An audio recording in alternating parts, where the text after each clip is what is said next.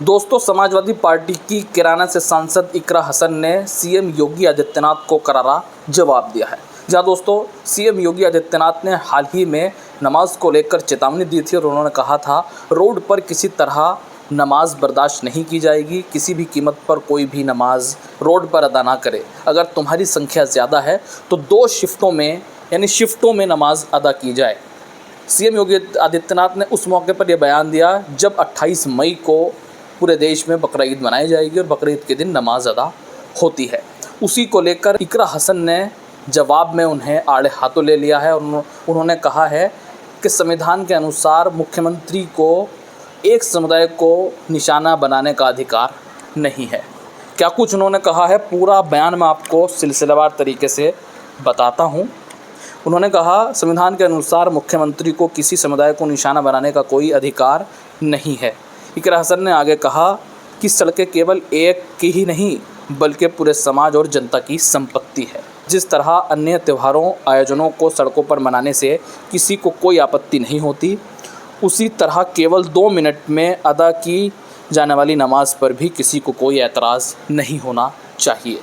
जी हाँ दोस्तों, ये इकरा हसन ने सीएम योगी आदित्यनाथ को जवाब दिया है। पलटवार में यह तक कह डाला है कि किसी भी सीएम को किसी एक समुदाय को निशाना बनाने का कोई अधिकार नहीं है। सीएम योगी आदित्यनाथ ने क्या कुछ कहा था, वो आप बयान सुनिए। लोग मुझसे पूछते हैं, साहब आपके यहाँ यूपी में क्या सड़कों पे सचमुच नमाज नहीं होती? मैं कहता हूं कतई नहीं होती है, आप जाके देख लो, नहीं होती है। अरे सड़कें चलने के लिए है या कोई भी व्यक्ति आकर के चौराहे पे आके तमाशा बना देगा? क्या अधिकार है उसको सड़क रोकने का? आवागमन बाधित करने का कौन सा अधिकार है? जहां उसका स्थल होगा वहां जाके करें। उन लोगों ने मुझसे कहा साहब कैसे होगा, हमारी संख्या ज्यादा है।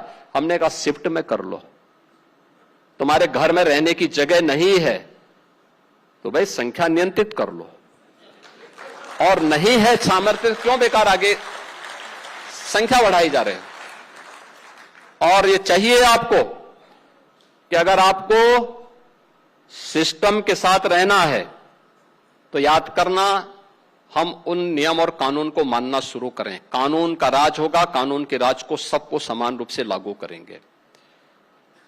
नमाज पढ़नी आवश्यक है, आप शिफ्ट में पढ़िए, हम उसको रोकेंगे नहीं, लेकिन सड़क पर नहीं। सड़क चलने के लिए एक आम नागरिक, एक बीमार व्यक्ति के लिए, एक आम नागरिक के लिए, एक कामगार के लिए, एक कर्मचारी के लिए, एक सामान्य नागरिक के लिए, एक व्यापारी के लिए हम सड़क को बाधित नहीं करने देंगे। सरकार का नियम सार्वभौम है, सबके लिए समान रूप से लागू होता है।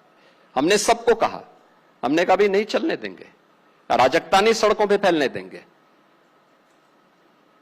प्यार से मानेंगे ठीक बात है, नहीं मानेंगे तो दूसरा तरीका अपनाएंगे। हमारा काम है संवाद बनाना। आप संवाद से मानेंगे, संवाद से, नहीं तो संघर्ष से भी देख लो। बरेली में लोगों ने हाथ आजमाने का कार्य किया, देख लिया ताकत। इसलिए सरकार उन सिस्टम के साथ पूरी व्यवस्था को जोड़ना चाहती है।